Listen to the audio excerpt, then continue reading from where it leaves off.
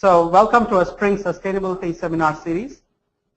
I'm Kishore Rajagopalan, Associate Director at the Illinois Sustainable Technology Center. For those of you who are new or joining us over the web, the mission of the center is to advance sustainable practices, reduce pollution, and enhance human and environmental health. We are one of 5 surveys organized within the Prairie Research Institute. The Institute, through its objective integrated research, seeks to ensure sustainable economic development, enduring environmental quality, and cultural resource preservation for the people, businesses, and governments of Illinois. The goal of this Spring Sustainability Seminar Series is to listen to various perspectives on sustainability-related issues in Illinois. We have encouraged our speakers to articulate their priorities, perceived needs, opportunities, and ongoing work to stimulate broader collaboration and to find common ground. I'm pleased to welcome today's speakers, Jason Navota and Kristin Ihnchak from the Chicago Metropolitan Agency for Planning, or CMAP. Jason is a principal with CMAP with 15 years of private and public sector experience in the Chicago region. Jason's focus is on creating sustainable human environments through land and resource planning and policy. These include green urban design and infrastructure, development guidelines, neighborhood and municipal comprehensive plans, multi-jurisdictional land use planning, and others. His experience includes over 30 plans and publications, numerous public presentations and workshops, and participation on a variety of neighborhood planning committees. Jason received his Bachelor of Science from the University of Illinois and his Master of Science from the University of Michigan. Kristin Ihnchak is a senior planner with CMAP.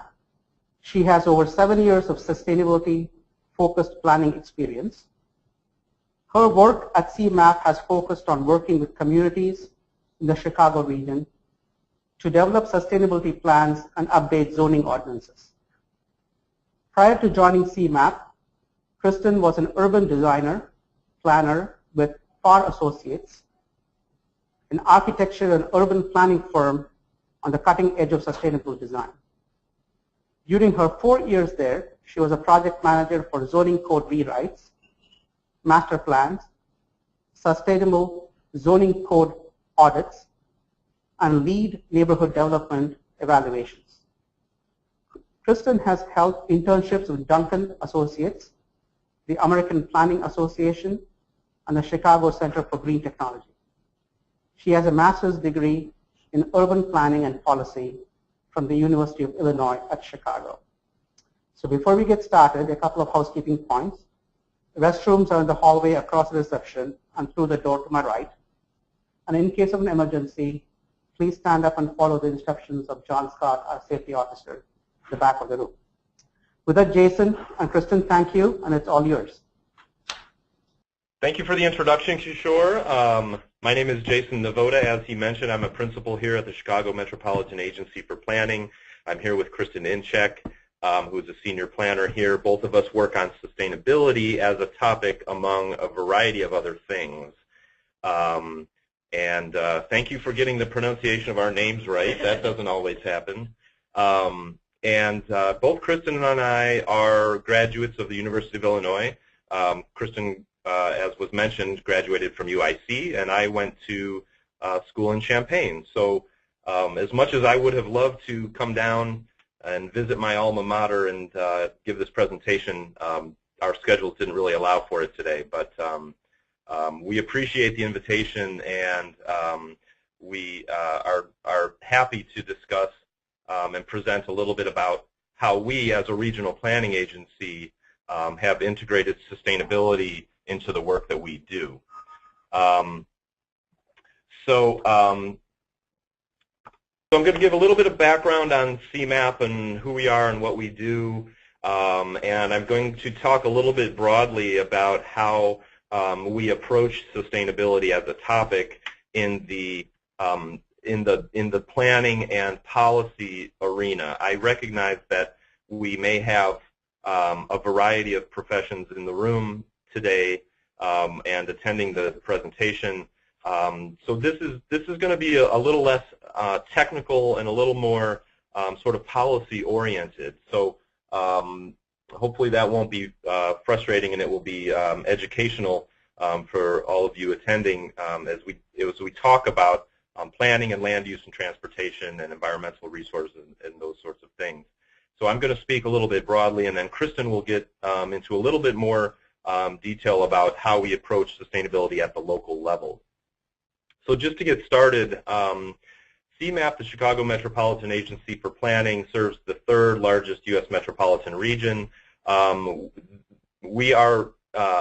jurisdiction, if you will, encompasses over 1,200 units of local government, and you know, what we really attempt to do is to try to approach regional planning in a way that helps to coordinate decision making at a local level.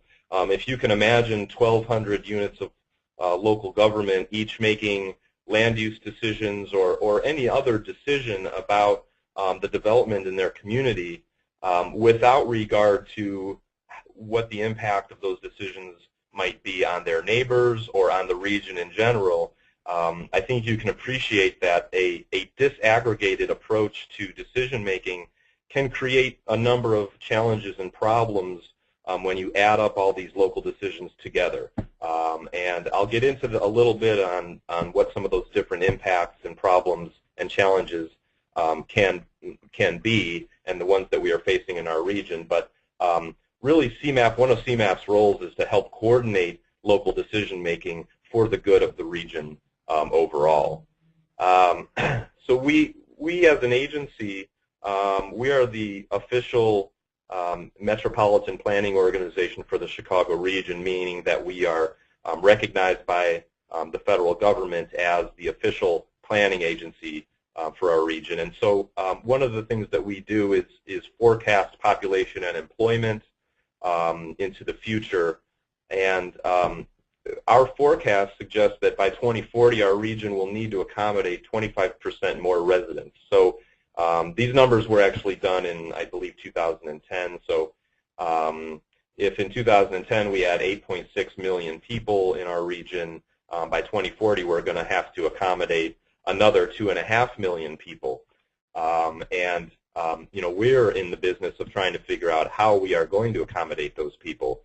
They need places to live, they need places to work, they need to get around, they need places to recreate. We have to make sure that we protect environmental resources. And so if you were to look historically at the pattern of development in our region, you can see that you know, we have developed quite a bit of our 7-county region, and this pattern of development has resulted, as I mentioned, in a number of impacts and regional challenges. Now, this list, I can assure you, is much shorter than the full list of challenges that we face as a region. But these are the things that I will sort of talk about today. We have an aging and more diverse population, so we have to make sure that we accommodate people who are aging and, you know, need perhaps smaller places to live or places where they can walk to a grocery store or things like that as they age. We have a more diverse population, from ethnically and racially diverse to diverse mobility needs and other things like that.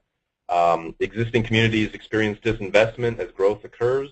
As we develop on the outskirts of the Chicago region, the inner ring communities can experience decay and decline because investment is now flowing to a different place in the region. So that's an issue that we've been trying to address. We have a fiscal and taxation situation that can create disparities between communities.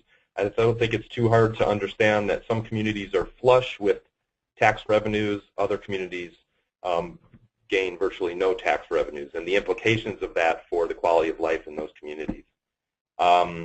We have massive congestion in our region. There are in a lot of cases, vast differences between, or distances between where people live and where the jobs are. We have a transportation system that is aging and needs to be continually maintained and upgraded. We have a transit system that underperforms other regions, and as one of the major freight hubs in the United States, we have a problem with getting goods around and through the region as they're going either from coast to coast or to different places. And then finally, we have significant impacts on our land and water resources due to development.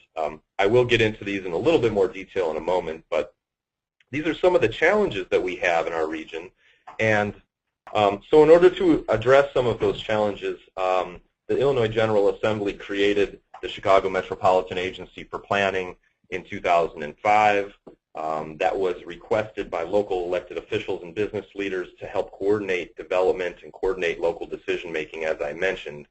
In addition, there are issues and topics that cross jurisdictional boundaries, so local decision-making really can't address things like broad-scale regional transportation planning, environmental resources that cross jurisdictional boundaries and really must be addressed at a larger scale level, and so on. So our mission as an agency is to plan comprehensively for economic prosperity and quality of life. We want to ensure that Chicago stays economically competitive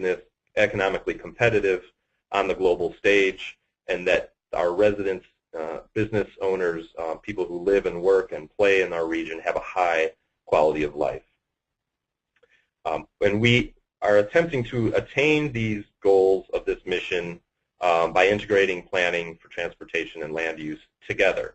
If we were to plan transportation and land use in silos or in bubbles without regard to one another, which is what has sort of happened over the last 50, 60 years, then we result in the problems and challenges that we face today. So we are represented by the 7-county area with representatives from each of the counties, as well as appointees from the governor and appointees from the city of Chicago. So we're a geographically representative board. In 2010, the CMAP board adopted the comprehensive long-range plan for the Chicago metropolitan area. It was called GO-TO 2040, and this comprehensive plan establishes a vision for the future of our region.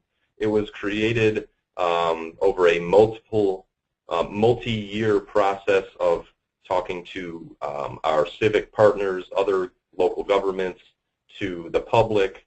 We had a very significant public outreach process by which we asked people, what would you like the region to look like in 2040? And after we identified what the vision of the region should be, then we developed a series of policies, strategies, and actions in order to achieve that vision. This comprehensive plan forms our agency's work plan that now all of the work that we do is really intended to implement this GO-TO 2040 regional comprehensive plan. Our entire work plan is focused on implementation and achieving the vision of the people of our region. As it relates to sustainability, sustainability is really not addressed as a singular topic in that regional plan. It is addressed throughout and integrated throughout.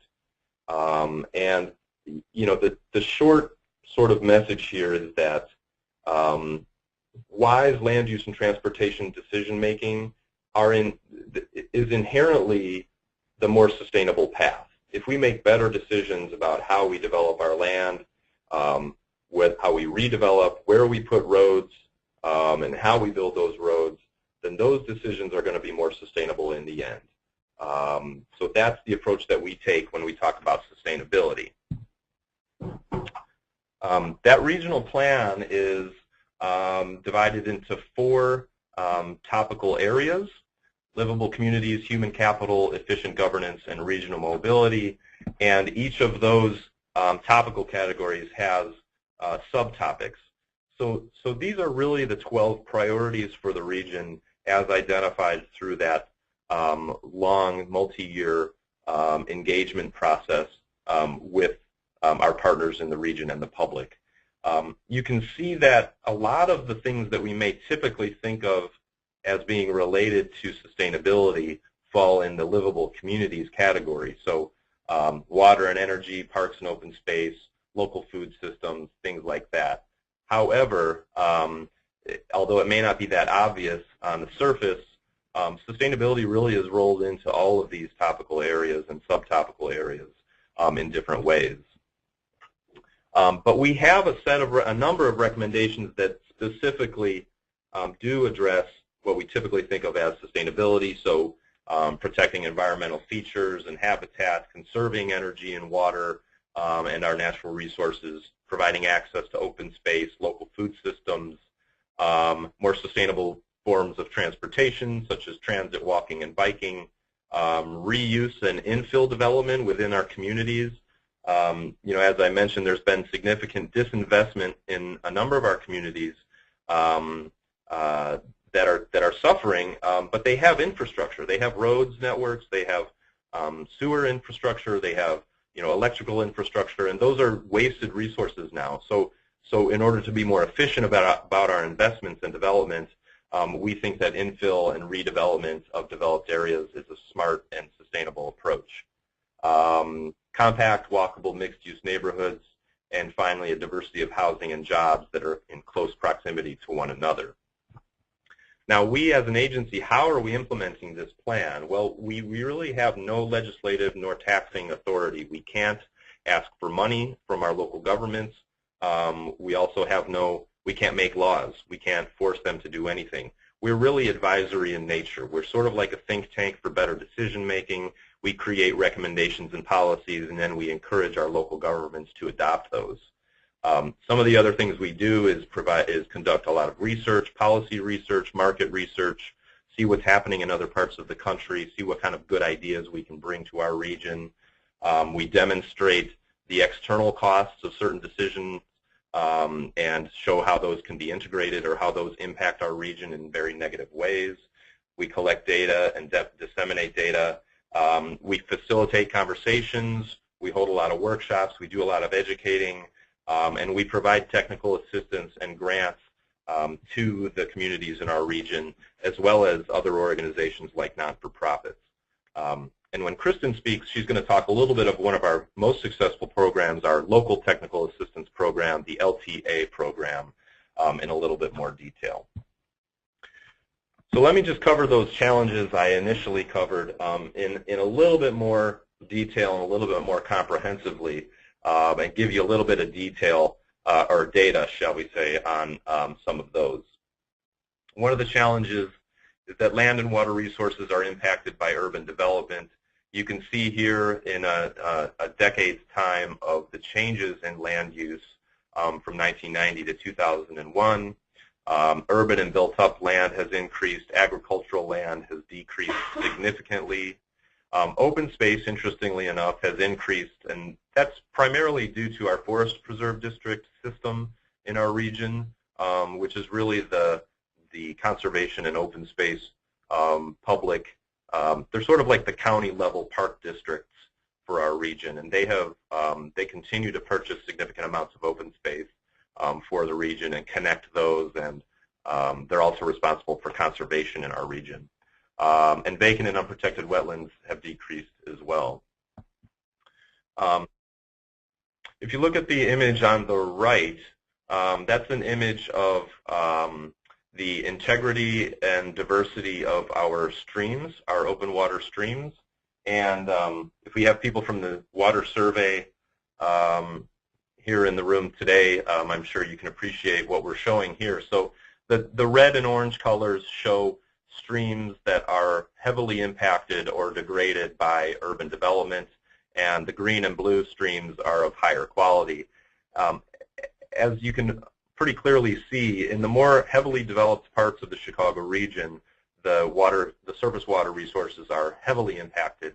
In the areas that are still mostly agricultural or have a lot of open space, those resources are still in a state of I would say, moderate quality. We only have a few high-quality streams left in our 7-county region. Most of them have been significantly impacted.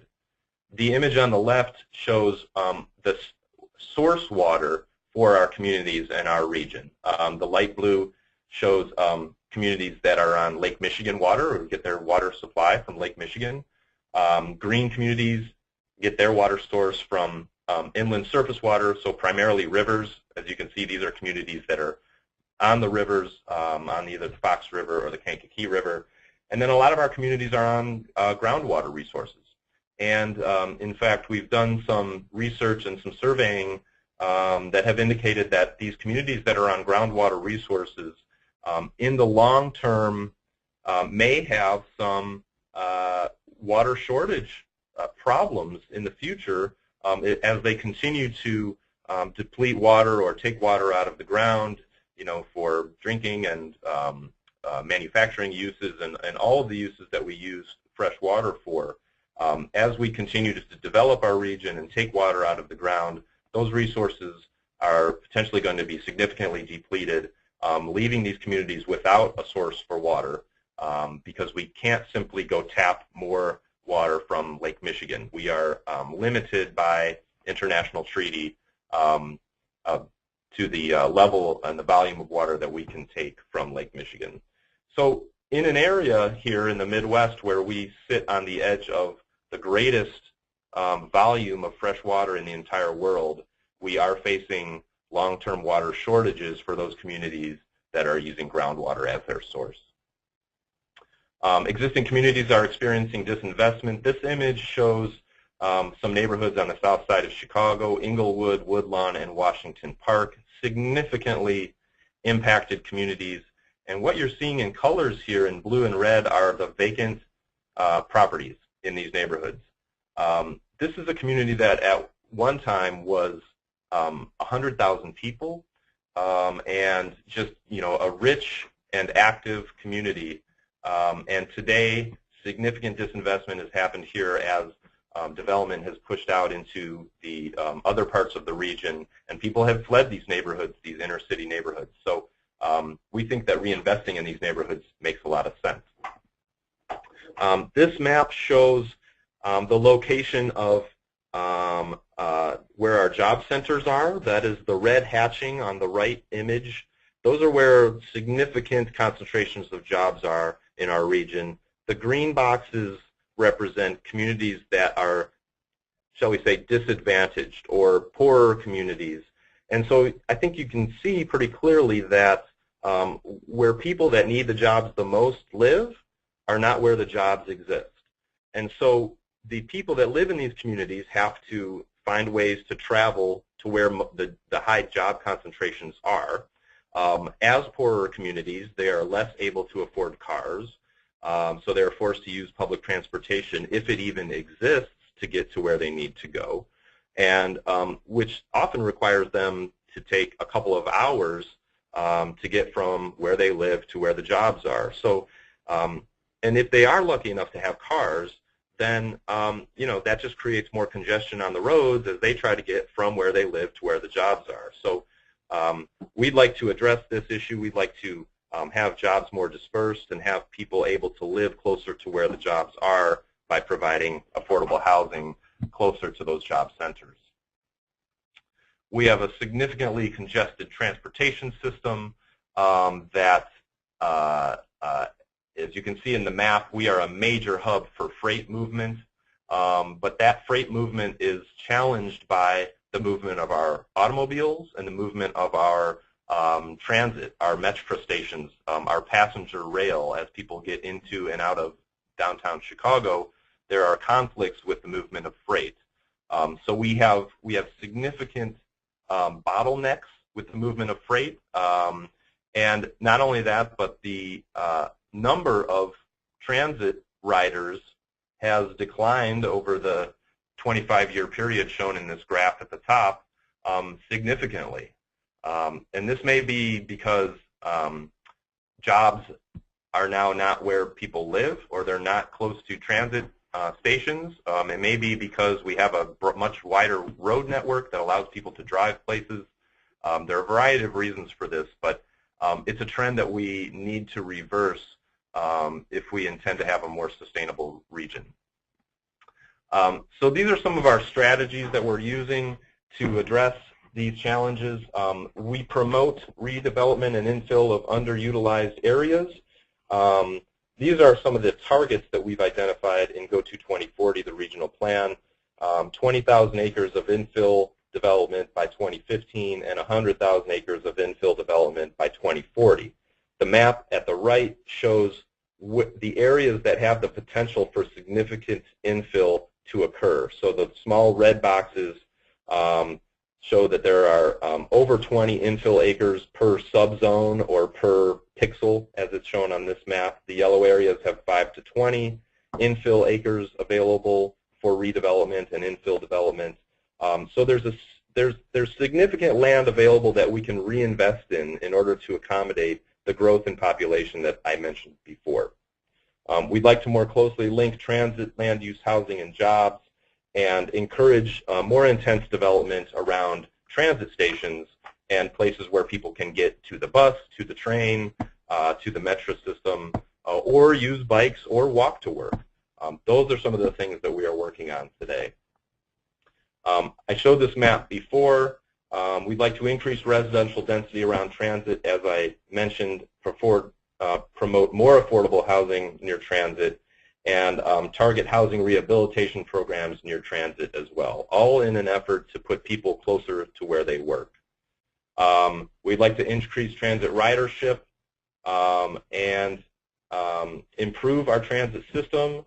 And right now we are having some budgetary problems with our transit system, as well as some organizational challenges with our regional transportation authority, but hopefully we can get beyond that. We have a freight system here that we are trying to improve and reduce conflicts with passenger rail.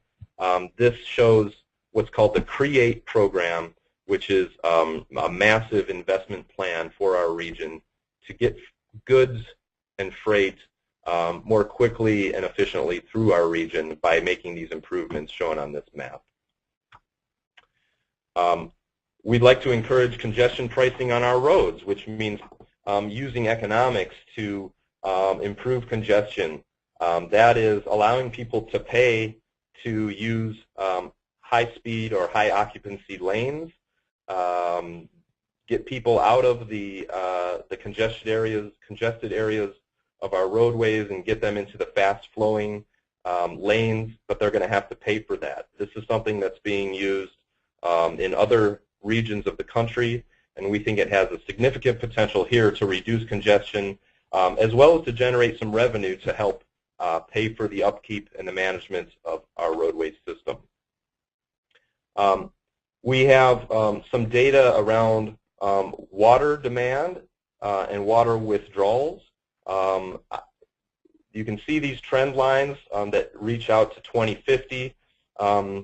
If we continue on our current trend, the middle line is what we will be looking at in terms of water withdrawals, but we have some strategies in place and some things that we're promoting throughout the region to hopefully bring us down to that lower level, the less resource-intensive scenario. Some of those strategies include retrofitting buildings, appliances, and fixtures to be low flow, to promote rainwater harvesting, to protect groundwater recharge areas so that as we withdraw water from the ground, we are also allowing the rainfall to recharge those groundwater systems, and also to use economics and the market system to price water at the right place so that it encourages people to use less of it. These are the figures that we think can reduce water use by these sorts of technologies. If we update fixtures, we could save 86 million gallons per day in the region, update toilets, and just conserve usage. This is the volume of water we think we can save if we can get these changes in place throughout the region. Finally, I'm going to talk a little bit about land resources. Today, this map shows where our open space resources are in our region. The figures we have right now, we have approximately 300,000 acres in parks, nature preserves, forest preserves, so on and so forth. And this is the vision for where we would like our open space resources to be in 2040. It's called the Green Infrastructure Vision. It's essentially a picture of where we think open space ought to be preserved, where those sensitive natural resources are, where those water resources are that should be protected by buffers and other things. This is the vision for 2040 as it relates to connecting and protecting open space. We have conservation targets. By 2015, we'd like to have 275,000 acres preserved. By 2040, 400,000 acres. You can see where this arrow is here on this image. There was a significant uptick there around the time of the recession in our open space volume, our preserved open space, and that was basically because the land prices went down when the real estate crash happened, and so the forest preserve districts took advantage of that and purchased important natural resource areas while the prices were depressed a little bit. We have figures about greenway miles and greenway targets. These are trails. By 2040, we'd like to have 1,350 greenway miles preserved. And then finally, before I pass it on to Kristin, we have targets for greenhouse gas emissions and energy use. You can see our reference forecast is sort of what we are measuring against in the black line. If we implement the policies of our regional comprehensive plan, go to 2040, you can see the green line here shows what the impact of that would be. But even that doesn't get us on the stabilization path, which is the blue line, which is going to be a significant, if not Herculean, effort to get there by 2040. So these are some of the strategies that we promote here: home retrofits, co-locating, again, transit, housing, and jobs so that people don't have to use their cars as much, and encouraging renewable energy production. So that's sort of an overview of how we as a regional planning agency are approaching sustainability as a policy and a planning objective.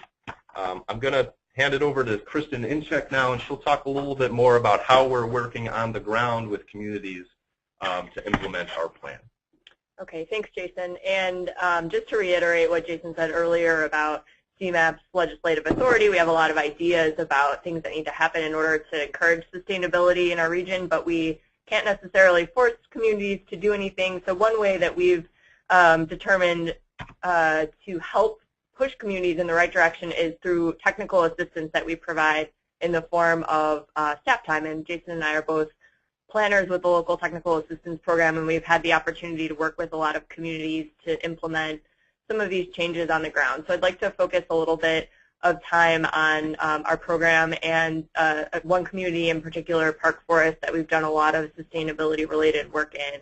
And then I will tell you a little bit about a project that we have underway to develop a toolkit that will help other municipalities who don't receive our technical assistance to develop sustainability plans of their own. And then we would like to leave some time at the end for questions and comments, so we'll get to that in 10 or 15 minutes here. So our local technical assistance program is an effort that began back in 2011, and we really are focusing on implementing our Go to 2040 plan by providing direct staff assistance to communities in our region.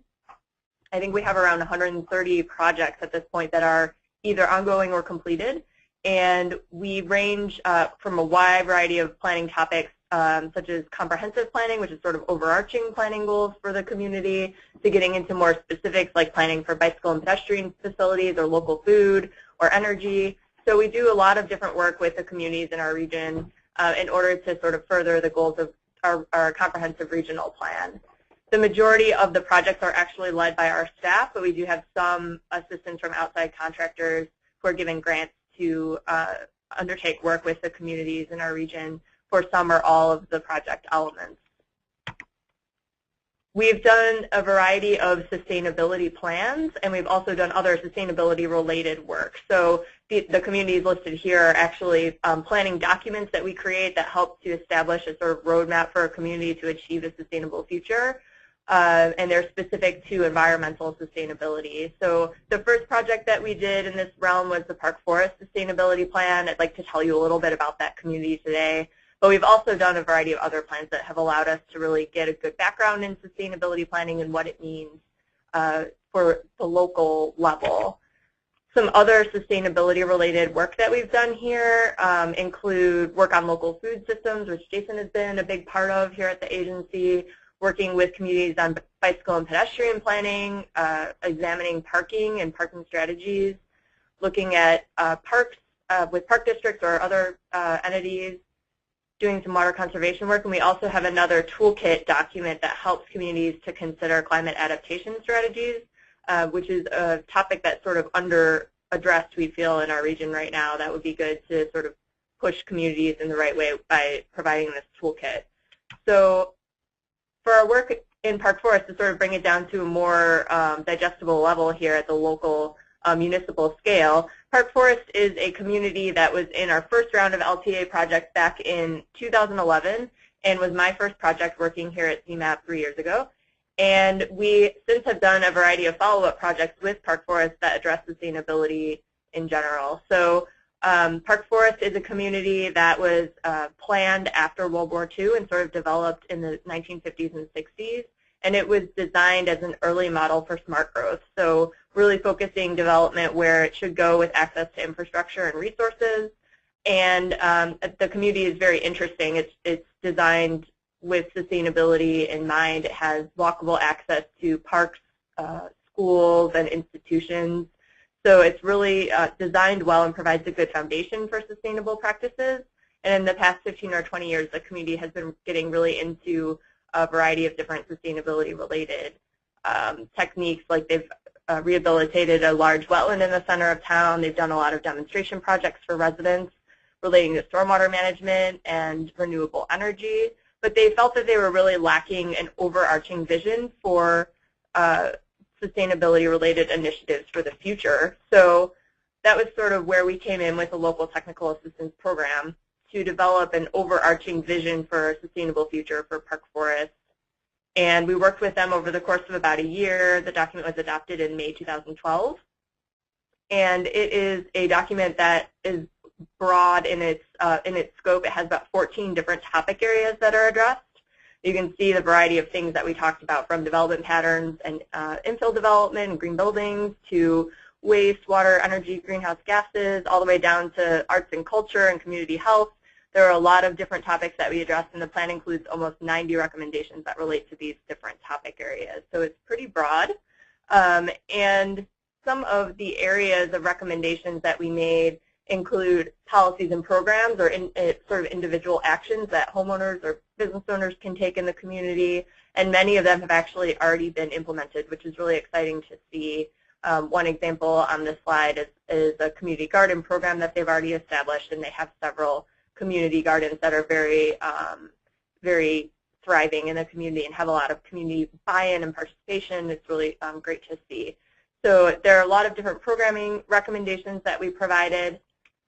And another area that we got into a lot of detail on in the sustainability plan was talking about regulations and barriers that might exist to implementing sustainable practices through regulations in the community. So that's actually where my background comes in, because I have a background working with zoning and subdivision regulations, and I really wanted to determine the nexus between the two of sustainability and regulatory recommendations. So the matrix you see here is one of, I think, 7 or 8 matrices we included as an appendix to the plan that has a lot of detail about regulatory recommendations. We also made about 20 specific regulatory recommendations in the sustainability plan itself. So we provided a lot of detail, and now as a follow-up project, we're actually helping them to implement those recommendations through a zoning and subdivision code update, which I'm the project manager for as well. And so in order to spread the word about sustainability planning and expand the opportunity to develop one to other communities in our region, we're undertaking a project currently to develop a toolkit for sustainability planning. And this is sort of in its early stages. We are about 4 months into the process. But at the end, we'd like to provide a document that communities can use in order to actually create their own plans independently from working with CMAP or maybe with some limited technical assistance from us. So in working with the other communities that I was talking about earlier on these projects, we have identified some key components to sustainability planning that differentiate them from other types of plans. And the first is sort of an obvious one, a focus on environmental or sustainability-related issues. Other planning documents will either be very broad, like a comprehensive plan, or dive into a lot of detail, as in a sub-area plan or a plan that's specifically about bicycle and pedestrian access or water or open space. So this really focuses on environmental issues.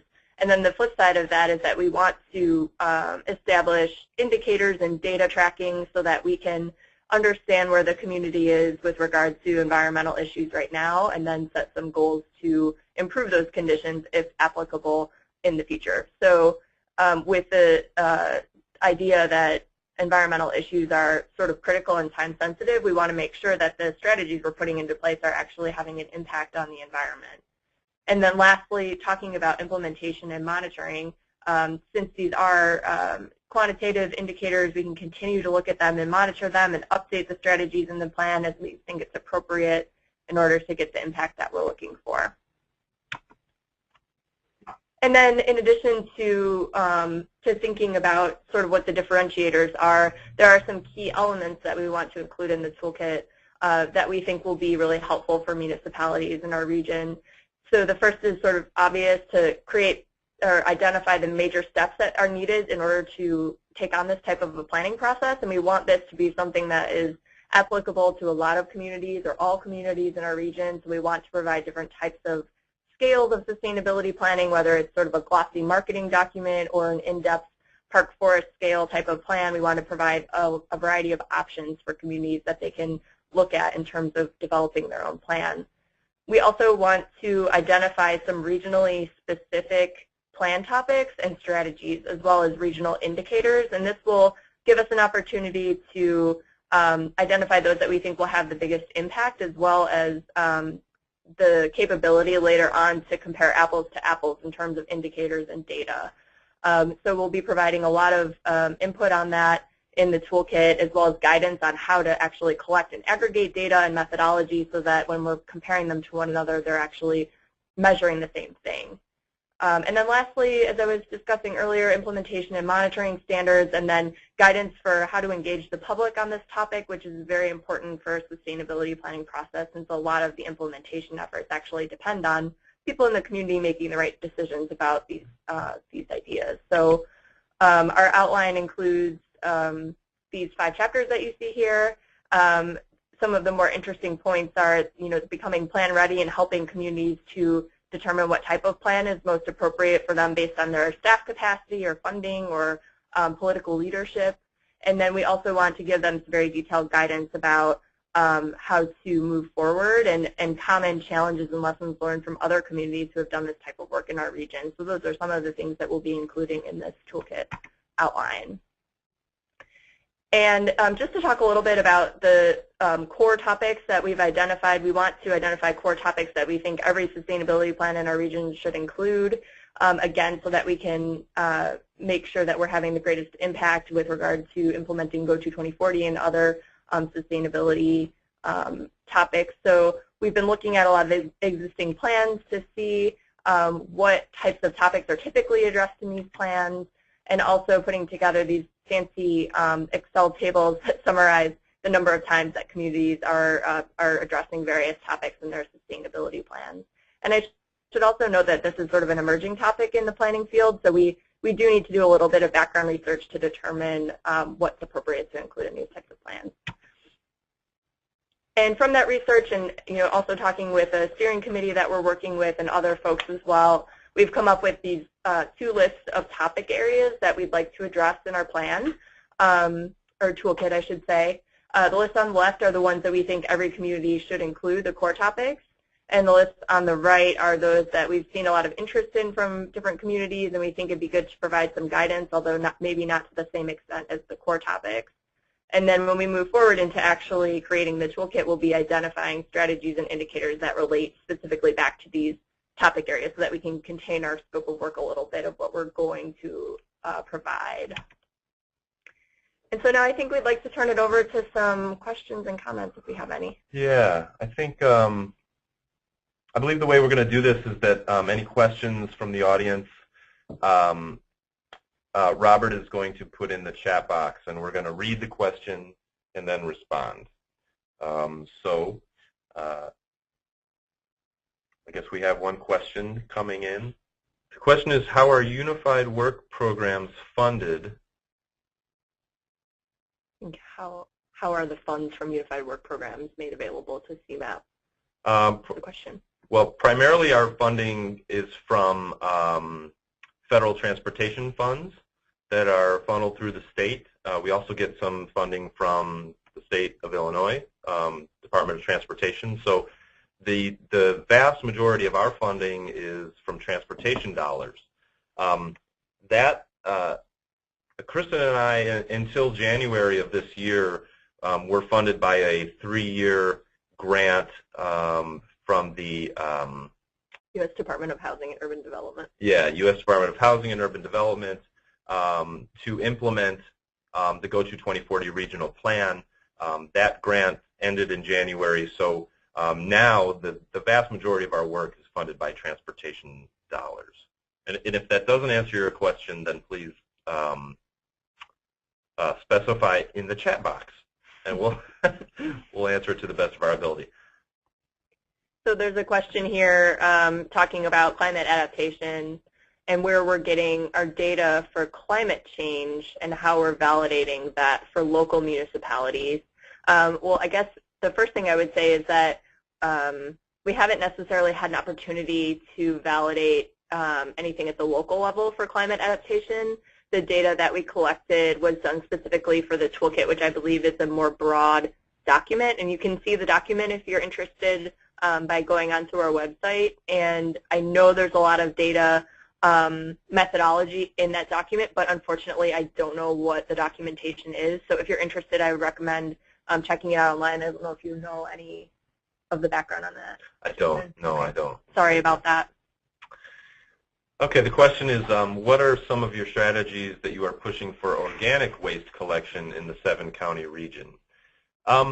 Interestingly enough, at the regional level, we don't address waste collection all that directly, and particularly organic waste collection. While we obviously recognize that landfill space is a land use issue, we don't address waste directly in the plan, but we do address them at the local level. So can you talk about composting? And Sure. So we have worked with communities. I think every sustainability plan that I've worked on here has addressed waste in the communities that we've been working in specifically.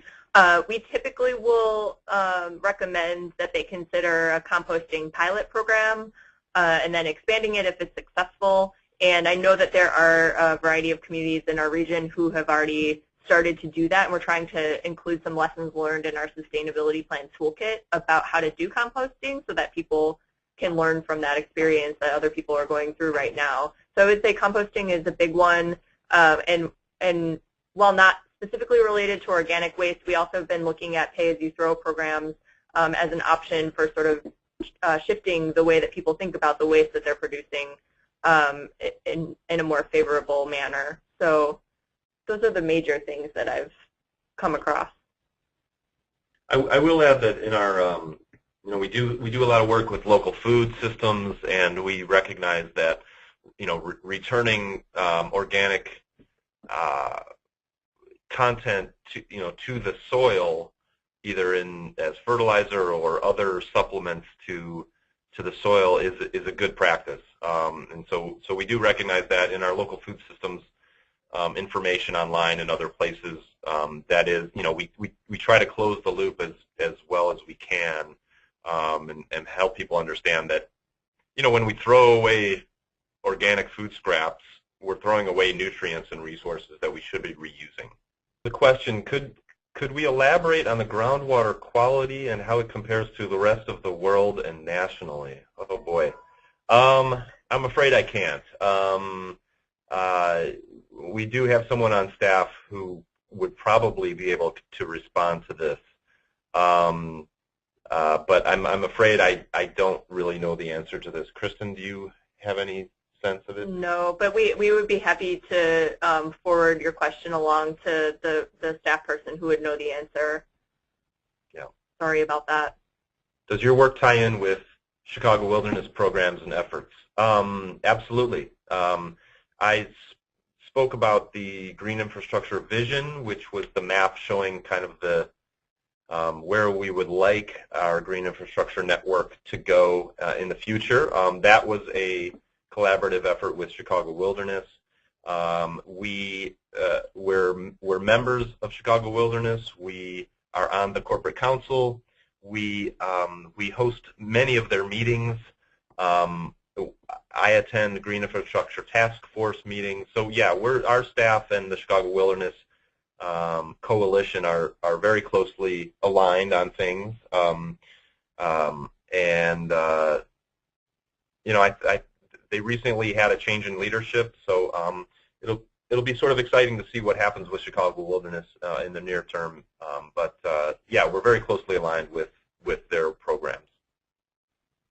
Okay, there's a question here, and I apologize, but Jason had to step out for another meeting, so I'll do my best to answer the questions without him. But the question is, we said that we're having a shortage of groundwater currently, and what are the measures that are considered to work on this for the year 2040? So that is true. We've done a lot of water-related work here at CMAP, and a lot of it has focused on water conservation as well as water quality. And I think that the measures that we have undertaken in the past have included working with communities to implement water conservation ordinances, things like lawn watering limitations and things like that. We have a whole document about water conservation on our website as well. So it's really translating those issues to the communities that we're working in, and the sustainability planning work that we've been doing in particular, we've been able to identify very specific strategies for different communities in the region to address this issue. But I would say that it's catered to the communities at hand, as opposed to being addressed broadly as a region. There's some sub-regional things going on, but it's mostly by municipality that we're working with through our technical assistance program.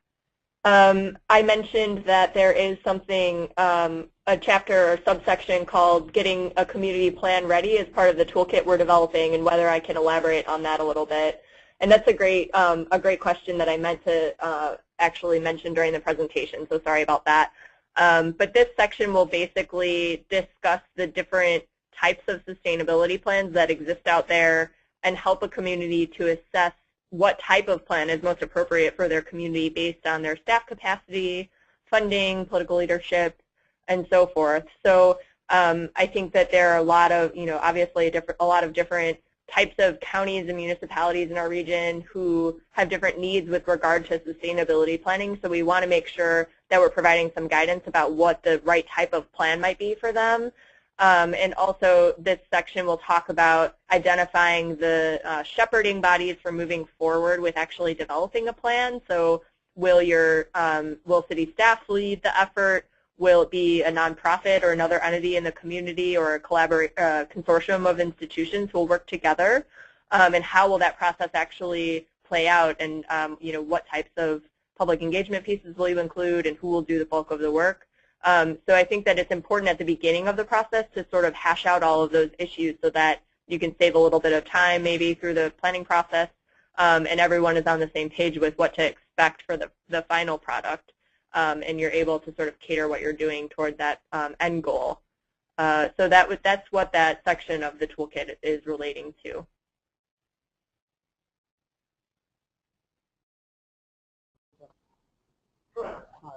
Well, thank you so much, Jason and Kristin, and let's give them a big hand.